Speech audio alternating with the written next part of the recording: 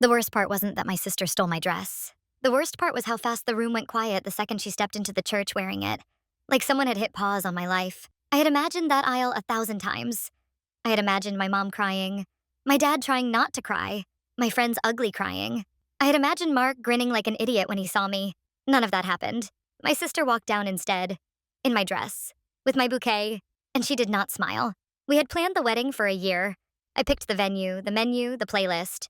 Mark and I agreed on every stupid detail because we thought that was what being partners meant. My sister, Lena, had been allowed to be involved because I wanted her there.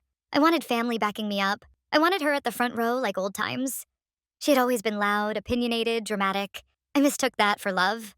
2 weeks before the wedding, she came to the last fitting. She watched me try on the dress and said she would see me the morning of. I thought she was excited. I thought she was happy for me. Jess, my best friend and maid of honor, pulled me aside later and said Lena keeps trying to one-up you. I brushed it off. I told Jess that sisters fight, but sisters come through. On the morning of the wedding, Lena didn't show up to the getting ready photos. She texted that she was running late. That was the first crack. Then at 11:43 a.m., the bridal suite door was open and my dress wasn't in the bag. Not hanging where I left it, not wrapped in tissue. Gone. I screamed. I ran through the venue like a lunatic. Someone thought it was a prank. Someone joked about a dress heist. Jess found a trail. A smudged heel print near a side door. A little white thread snagged on a handle. I called Lena. She answered, voice normal, said she was dealing with an issue and would be there. I told her to bring the dress. She didn't say she had it. We had 5 minutes to go when a bridesmaid shoved my phone into my hand. A live stream had started in the main hall. Lena was already there, walking down the aisle. I watched her shoulders roll forward, the dress clinging to her like it belonged to her. The organ music swelled and then stopped because the officiant was frozen. Because everyone was staring, because Lena had the audacity to take my exact moment. I ran for the door. People grabbed my sleeve. My mom tried to calm me and whispered that maybe Lena had a reason. I pushed through into the hall and the world was a slow distance noise. Lena walked like she owned the floor. Mark stood there with a face I did not recognize. He looked like someone who had been punched. Lena reached the front. She took the mic without asking. She told the congregation that she couldn't let this go on. She said she had evidence that Mark had lied to me. She said he had been seeing someone else. She said he had told her things in confidence and she could not stand by and be complicit. She said I deserved to know. There was a hush that felt like a hand around my throat. Mark tried to speak, but Lena shoved the mic back into her face and played a video on her phone of a message from a woman. The message said that Mark had promised her he would leave me after the wedding, that he wanted a fresh start with her in another city. People looked at me with the same face, stunned, judging, trying to figure out which part was true. Mark ran. He ran out of the church, almost knocking over the flower girl. My father grabbed his arm and demanded an explanation. Mark said something about being set up. He wanted time to explain. He didn't return. He got into his car and drove away before my father could get the license plate. The officiant muttered that maybe we should pause. Pause wasn't a thing in a church full of people who had just witnessed a public accusation. I remember the bridesmaids dragging me into the back. Jess was sobbing. She glued my hair in place like if my head looked perfect, maybe the world would correct itself. I was wearing a slip because my dress, the dress that should have been on me, was now on my sister in front of everyone. I felt stupid and naked and exposed in ways I had never been. Lena's video went viral the second someone uploaded it. Phones lifted like lighthouses. My uncle called to ask if I knew about Mark's so-called other woman. My mother chose a side that would humiliate me later. She hugged Lena and said she had done the right thing. I called Mark a dozen times. He answered once and said, "I'm sorry, I don't know what to say," and then hung up. We thought for 3 hours maybe we could fix it. Jess found a backup dress at a boutique 5 miles away, and they drove me there while people sat for the reception that would never happen. I remember the boutique woman holding up a dress and saying it would have to be altered in an hour. It fit enough that I could breathe. I walked back into the church with my borrowed gown and sat in the front pew like someone who had been in a car accident. There's this moment when you think maybe you can still be brave. I thought maybe we could have the ceremony anyway. With fewer people, whatever. The pastor said we could postpone. The pastor's assistant said we could reconvene in the afternoon. Mark was still gone.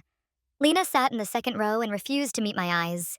People took sides. My cousin declared that Lena had saved me from a con man. Another cousin said how could she ruin such a nice day? That afternoon, as the church emptied, an aunt cornered me and asked if the dress had been mine. She said it all like a math problem, as if the solution would make me feel better. My mother refused to even look at me. My father stood in a doorway and looked like a man whose house had been knocked off its foundation. My sister walked out without a backward glance. She left in my dress. She left me standing in borrowed fabric.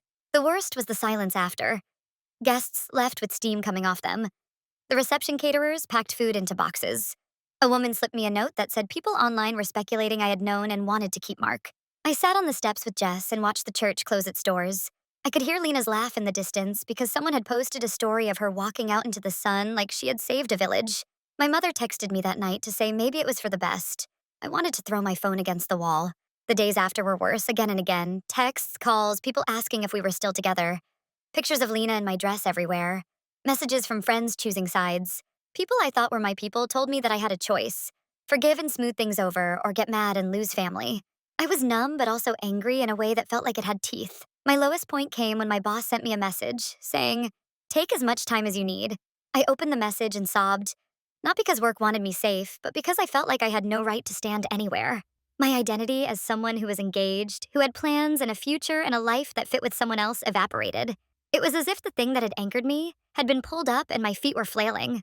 I could have done the thing everyone expected: beg, apologize for not seeing the signs, call Lena and ask for the dress back, marry Mark anyway and call it a bad day. I didn't do any of those. I sat with Jess in her car at midnight and cried until I had nothing left in me. She told me she loved me not as someone's sister-in-law or a bride, but as me. She reminded me I had been trying to fix everyone my whole life. I had let myself be fixed. That night, something inside me finally clicked. I realized the disaster had come from people doing the thing they always did: choosing spectacle over truth. Lena wanted attention more than she wanted me to be happy. Mark wanted an easy way out. My parents wanted peace more than they wanted to fight. I wanted to be loved, even if that meant not knowing the truth until it hurt. The next morning, I made a list. Call the boutique and cancel.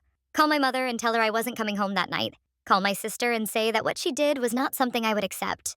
That call was the hardest. She said she was saving me. She said she had no regrets. I put the phone down and felt something release. I stopped needing her to understand. I posted a short message online. I wrote that this wedding would not happen today, that I had been shocked and hurt, that I would not be shamed into silence. I thanked people who had been kind. I did not call out names, I did not make accusations. The post got less attention than Lena's viral clip, but people I loved wrote back and said they were with me. Weeks later, at a family dinner where my father finally asked for the truth, I showed receipts. Lena had ordered the dress the day before and arranged for it to be delivered to the church. I had texts where she said she thought I would forgive her for anything.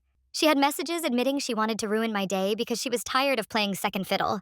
When my father read them, his face went from confusion to fury to plain heartbreak. My mother left the table and cried, but this time she came to me afterward and hugged me without taking Lena's side. The truth didn't change everything. Some relatives never spoke to me again. Mark and I tried to talk and failed. He apologized for being weak and said he didn't deserve me. I agreed. We ended it. In the weeks that followed, I packed up the guest books and the sample cake tiers and threw out ceremonial napkins. I canceled vendors and signed a cancellation notice that felt like a burial certificate. The wedding died a quiet, ridiculous death in an email chain. The thing I didn't expect was what came after the fall. Freed from pretending, I started making other choices. I moved into a small apartment with bright walls and cheap curtains. I cut my hair short because I wanted to feel new. I started seeing a therapist who didn't tell me what to do, but helped me learn how to notice when I was giving my power away. Jess came over with takeout and proofed my new resume. My father apologized in page after page of messages. My mother and I had a long talk where she admitted she had been terrified of more family drama than she could handle, and she promised to work on putting me before peace. Lena showed up once after that. She stood on my stoop in the dress I had seen on a screen 100 times. She said she was sorry in a way that sounded rehearsed. I told her I forgave her, but I couldn't trust her. She left. She tried to send me pictures of flowers for a while. I deleted them. A year later, I didn't stand in a church. I did not walk down an aisle. I married myself to the idea that I would not let other people determine my story. I had a small ceremony with Jess, my dad, and 2 friends at a city hall with bad lighting and perfect coffee. I wore a plain dress I bought on sale. I felt calm. Boundary felt like air. Lena lives on in family narratives. Sometimes she's the sister who saved me from a liar. Sometimes she's the villain. I live in the version where I learned how to stop chasing approval. I learned how to choose peace over spectacle and truth over forgiveness, packaged as a favor. I lost a wedding and gained a life that I can make decisions about. I still think about that aisle. I still picture the moment she walked in and how the music stopped. But when I picture my future, the image is opposite now. Calm, not a stage, with people who show up the right way. No dress theft, no viral videos, just the quiet truth.